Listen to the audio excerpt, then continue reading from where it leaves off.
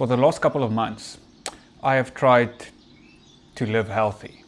There was a stage in my life a couple of years ago where I lived very healthy, or according to my body and what I need. I had a lot of energy, I had a lot of health, and it was very easy for me to live healthy and not to indulge in certain things, and to also do the things that are beneficial to me and to my body and to my energy. And for the last couple of months, I've struggled to do this. I have tried to do all of the things. I have tried to follow the same diet that worked for me in those days. I've tried to follow the same eating schedule. I have tried to exercise or do similar exercises. But I realized that I don't really hold that, or there's very little consistency, and it's very difficult for me to do.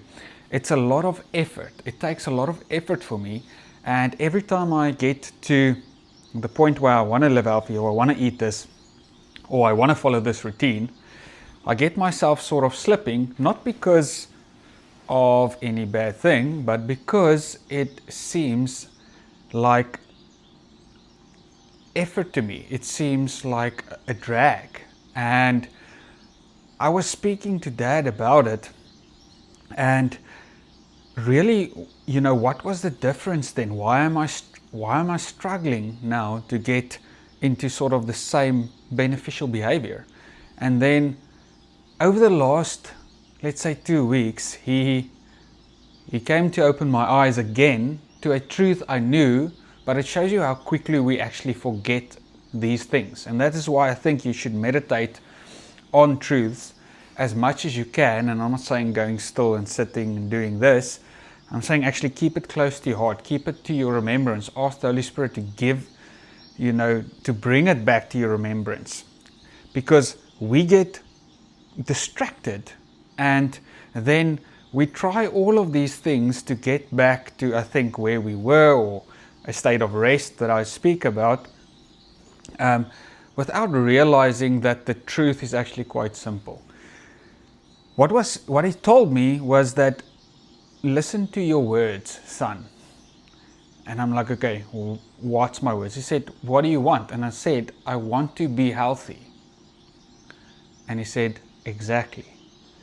What does it mean if you say you want to be healthy? In essence, you're saying you're not healthy.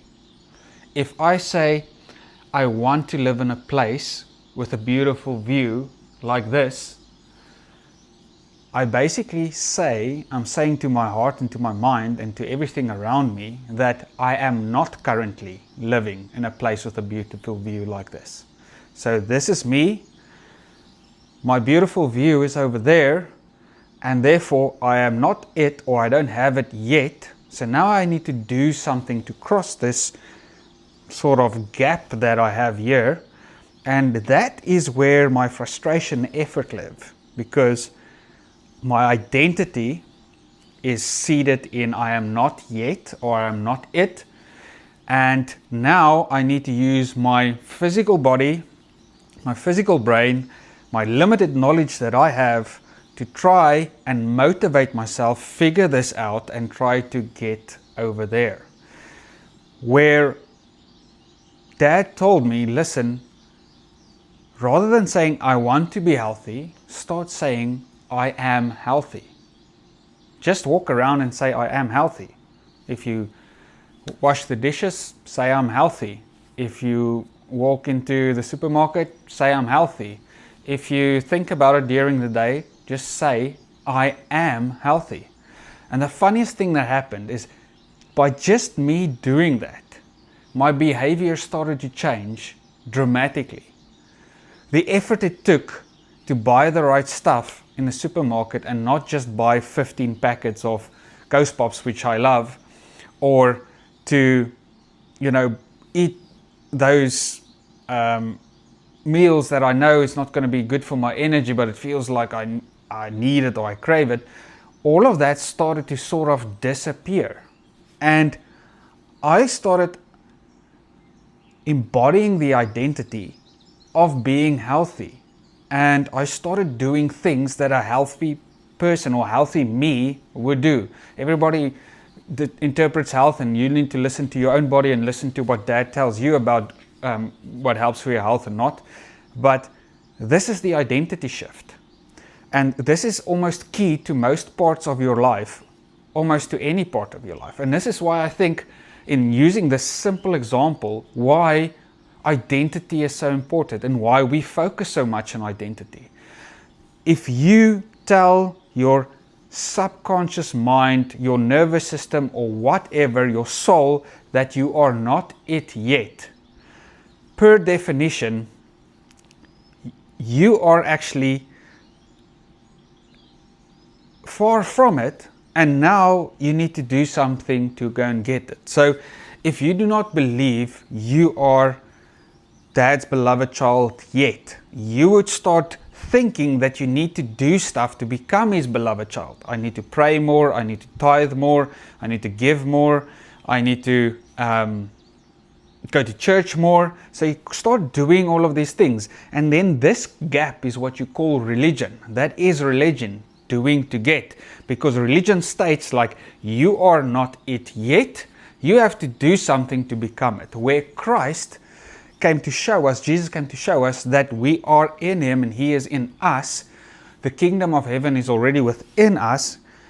Christ in you is the hope of glory. So you accepting the truth that you are already it would start creating the behaviors and the environment around you to reflect the truth that's in you. And I explained it with something very simple, like, start saying you're healthy. You know what? I've realized this so much in people. I've seen it with people. You see all these videos of people who had these massive transformations in their body. Let's say they were very overweight, very bad habits, and then they actually push through for like a year and a half, and then they're fit, they're healthy, they put in the work. And then you get people who are not as unhealthy, or let's say not as overweight, but they try every diet, they try every exercise program, it lasts for a month, and then they fall back. Even then I asked God, like, what is it that's going on here? And he told me the same truth. He said that person who is, let's say, very overweight now, they see themselves, if you could open up their mind and their heart, they see themselves already now as a fit, healthy person in their perfect weight.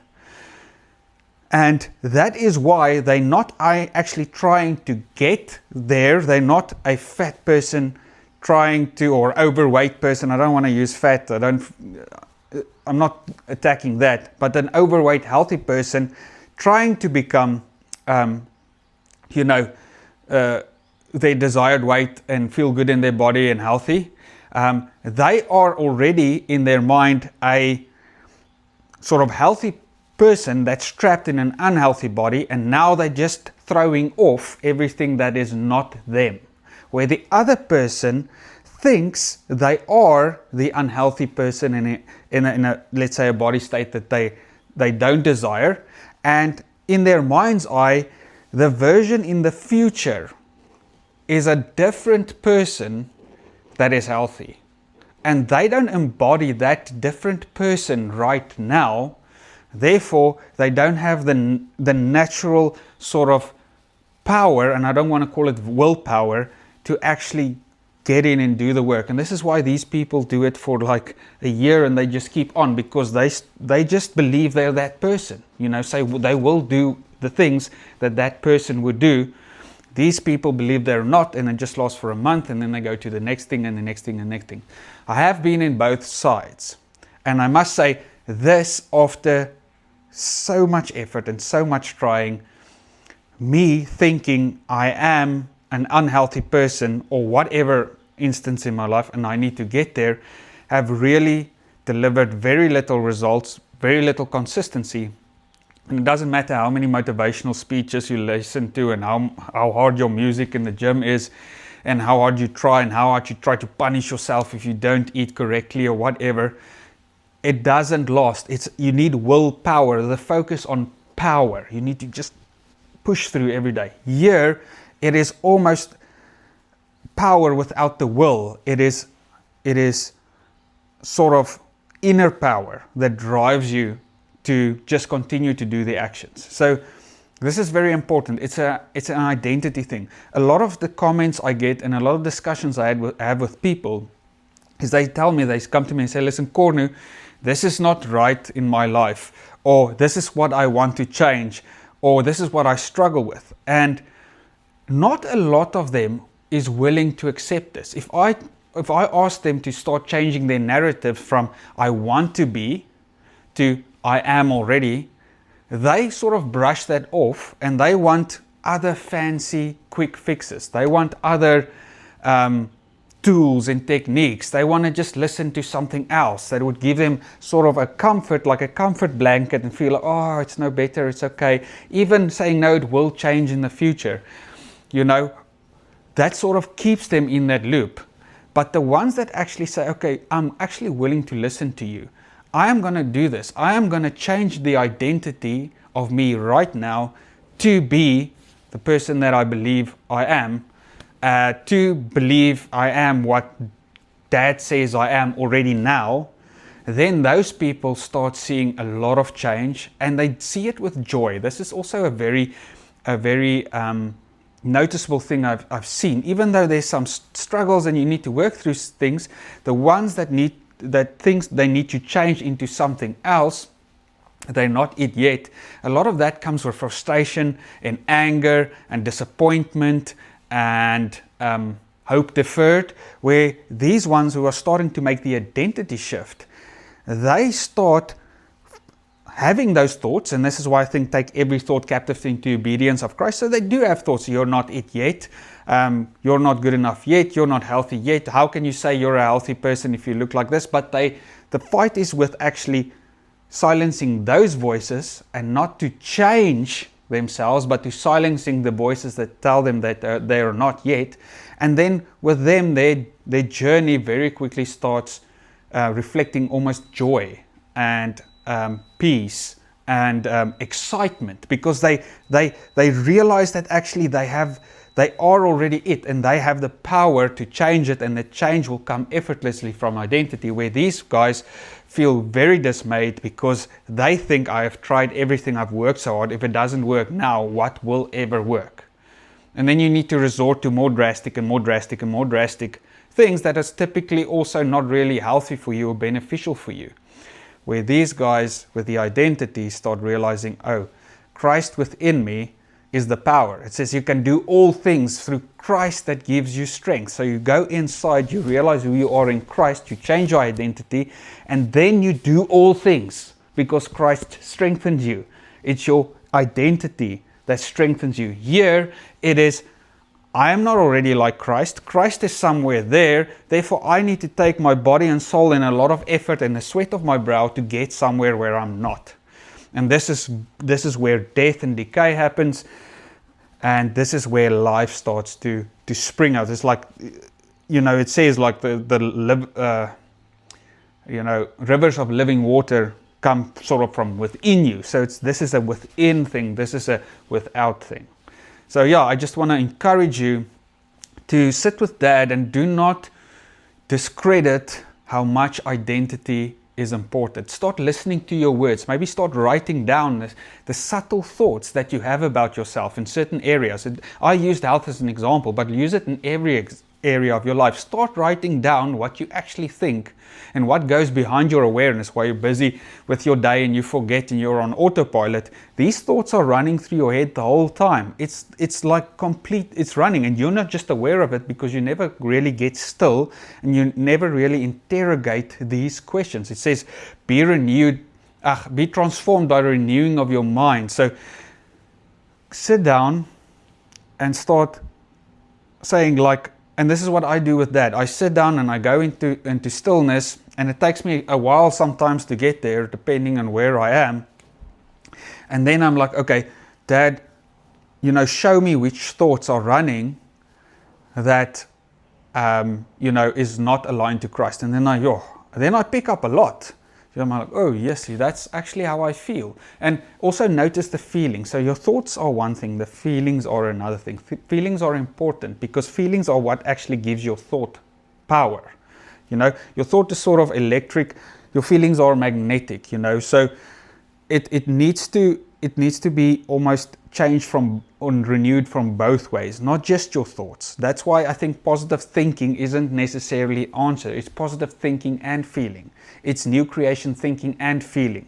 It is abundant thinking and feeling. It is healthy thinking and feeling. If you think about your identity as a healthy person, if you really believe it, you will feel healthy. Not because of what you do, not because of what you ate, not because of how hard you've trained the past week, but just because you believe that's your identity. So just thinking you're healthy without feeling you're healthy is also a house divided, because the one thinks, the other one believes this way, the one thinks this way. You need to bring those two. That's why Jesus said, whoever shall say unto this mountain, almost thinking, and not doubt in his heart, feeling, shall have whatever he says. So you need to bring those two together. And that's what I believe sort of faith on a very watered down version for me is actually feeling.